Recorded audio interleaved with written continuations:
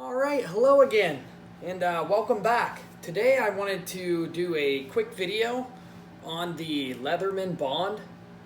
This is a newer multi-tool, one of their last releases. It seemed like everybody liked to see the Leatherman products more than anything. The videos I put up on the Leatherman stuff seem to get more views than anything else, but let's take a look at this thing. This pocket clip did not come on here. I added this myself, but it is the same pocket clip that would go with any of the free series tools. So I actually took this one off of T4 and I put a custom one onto a T4 that I have. So other than that, on this side of the Bond, you get an inch roller and a centimeter roller, and open up, it's a continuation through. So if you would need it, you have full measurements there. So this is a really thin tool. As you can see, it's not real thick. There is no outside tools at all. You come into the inside here and you have your Leatherman pliers.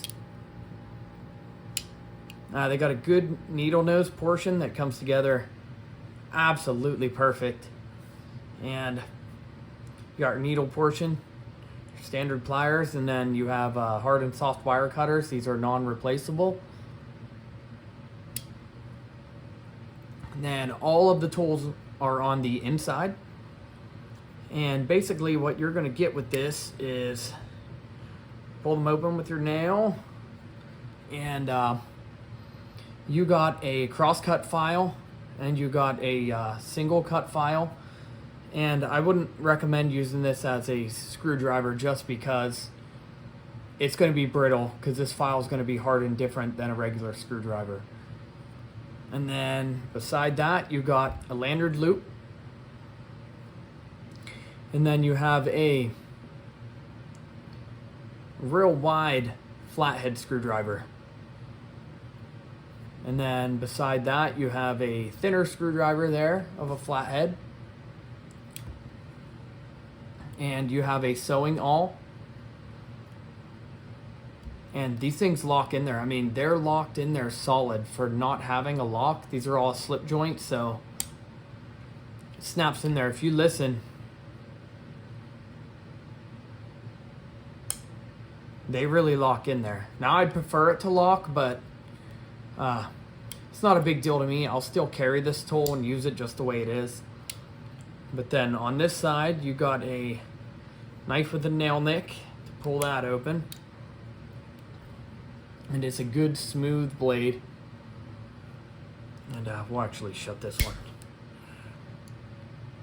Let's pull them all open here. So on this side, other than the knife blade, you get the can opener, wire stripper, which that would work for a bottle opener too. You don't need a specific bottle opener. You can open a bottle with almost anything. And then you get a Phillips screwdriver too, a number 2. And I haven't tried it yet, but I believe this will work with the bit kit from the rebar. But we'll check that out in a minute. But what I did want to show you is this thing is almost an exact copy of the original PST, which I'll show you here. I have a PST, the original tool right here. So they're almost identical size. Of course, the PST doesn't have a place to put a pocket clip, but it wasn't designed that way. So if you flip that one open there and look, they're almost the same exact form factor. Another one that has a close form factor, which it shares a lot of the tools with, would be this rebar. So obviously with the rebar, you know, you have the replaceable wire cutters and This, I wouldn't want to call it a better tool, because for Leatherman, this is more of a budget-minded tool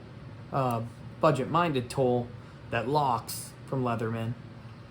But I love the rebar. I have no problem with it. I carried it for a while. But I'll show you some of the things that match up on this. What's cool is originally here, so if we pop all the tools open and we will go back to the year I was born here, is when this one was made.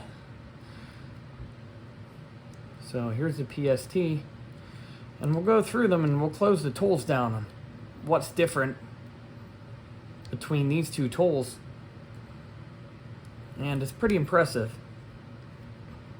If you're a PST fan, then this Bond would be a good tool for you to pick up and buy. So as you can see here, the tool set is extremely close. I mean, we'll check that out and go over it up close here. So starting on this side, here's the Bond, and we got a flat, you got the can opener and the knife. So we got our flat, our can opener, and our knife blade.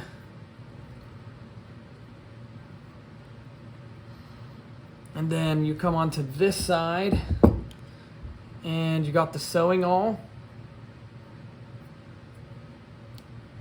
and the smaller screwdriver.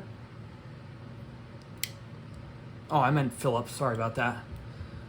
So I prematurely shut down one of the flats. So here's the other size flat plus the one that I shut down. Flat, flat, all. And then this would be flat, flat, all.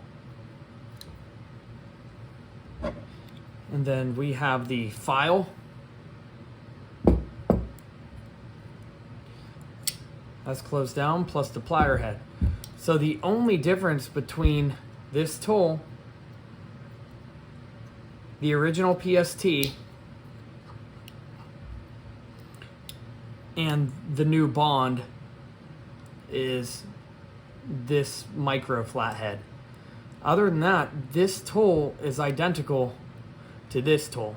It's just modernized with pocket clip and a little bit more of the rebar design. It's all rounded off on both sides, so it's not so sharp anymore how this tool was back in the day. I mean, this isn't that sharp. If you were using it for a long time, it probably would be, but it's all rounded and clean. Now this one does have that little bit of an issue. This one's a little more stiff to get out, but it does open up a little bit. But I haven't tried tightening this pivot either yet. But that one tool is the only tool difference that I see on there. And they are almost a replica of each other, like I said, minus that one tool. So I did want to show you also some of the tools that they use on this Bond are also from the rebar. So as you can see, they're also relatively close to the same size. The plier head on the rebar is wider. It's definitely thicker. It's a lot stronger of a head. And it also has replaceable wire cutters, but beyond that, coming into things, when you take a look at this, I mean, the only difference between these two tool sets are this tool does not lock, and you get a serrated and a saw with this one. So these are the only two differences in tools of what you get from the Bond. So I really don't mind this Bond at all. I don't know why it's taken such a beating. If the tool's locked, it would definitely be a home run all day. But for our friends overseas, this tool is completely legal over there, dependent on your blade length regulations. But other than that, as you can see here from the rebar, this knife blade is the exact same blade. So they're using the same blade from the rebar, and honestly, you could probably take this blade out of here and put it inside of this tool. It looks like it has the full, if you look in the back of the blade, it looks like it has the entire depth for the lock retention system that the rebar has. So I'm thinking these tools are an exact copy, along with, if you pull these open on the rebar, including the file, the lanyard loop, we'll just open them all.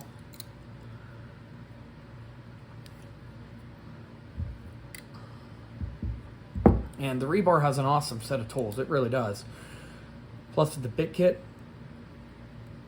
which I have the bit kit for that tool also. I'll show it on the actual review for this. If you look here, the file is the same exact identical file. There is no difference between the file. There is no difference between either of the flatheads here. So you have this flathead on the Bond and this flathead on the rebar. They're exactly the same. You have the smaller flatheads. They're exactly the same. The sewing awl is exactly the same. And obviously the knife blade I showed you already. And then when you come to this side, the can opener is exactly the same with the wire stripper. And the Phillips head is exactly the same. That's how I know this Bond will work with the rebar bit kit. Like I said, this almost the identical tool minus the locking and the serrated and saw. So if you could do without them two and deal without the locking, I think the Bond would be a good choice for you. Or even if you just wanted a backup tool like the, tool like the rebar that you wanted, or just a replacement or anything, just another tool. I picked one up. I just wanted the Bond. It's a newer tool just to try out and give it a test run. But even this tool, compared to the rebar closed, they're identical. It's almost like this, they used the same machine to stamp this tool out as the rebar. It's slightly thinner, as you can see on here, and they don't have the lock bar on the back, which is okay because it's a non-locking tool. But you're just slightly thinner on the Bond, but I mean, it looks like the tool was stamped with the same machine that the rebar is made out of. But other than that, I would recommend using this one. It's a good tool. I don't see how this issue would cause you to get cut in any way, shape, or form. When it's closed in your pocket, it's not going to come out. It's tipped down and it's folded shut. But other than that, I would definitely recommend this. So if you would want to pick up a Bond, I would recommend picking one up. If you want to try it out, it's definitely a good tool. All right. Thanks for watching, everybody. I really appreciate it. We'll catch you on the next one.